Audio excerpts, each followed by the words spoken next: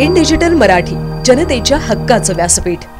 अंबरनाथमध्ये शिवसेनेत असलेली गटबाजी वर्धापन दिनानिमित्त लागलेल्या बॅनर्समधून पुन्हा एकदा समोर आली आहे। या गटबाजीवरून काही दिवसांपूर्वी स्वतः खासदार डॉक्टर श्रीकांत शिंदे यांनी तीव्र शब्दात नाराजी व्यक्त करून दोन्ही गटांचे कान टोचले होते। मात्र त्यानंतरही काहीही सुधारणा झाल्याचं दिसून येत नाहीये। अंबरनाथ शहरात शिवसेना शहर प्रमुख अरविंद वाळेकर आणि आमदार डॉक्टर बालाजी किणेकर यांचे 2 गट असून आजवर अनेकदा या गटबाजीचं उघडपणे प्रदर्शन झालेलं आहे। नुकत्याच झालेल्या लोकसभा निवडणुकीतही याच गटबाजीमुळे सर्वाधिक विकास कामं करूनही अंबरनाथ शहरातून शिवसेनेला अवघ्या 35,000चं मताधिक्य मिळालं होतं। त्यामुळे खासदार डॉक्टर श्रीकांत शिंदे यांनी स्वतः अंबरनाथ शहरात येऊन पदाधिकाऱ्यांची कान उघडणी केली होती।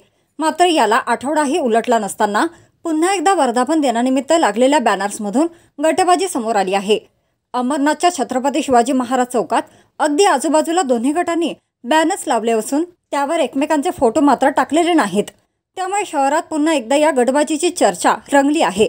त्यामुळे आता 3 महिन्यांवर आलेल्या विधानसभा निवडणुकीत या गटबाजीच्या पक्षाला फटका बसू नये यासाठी वरिष्ठांनी ठोस पावलं उचलण्याची गरज व्यक्त होते।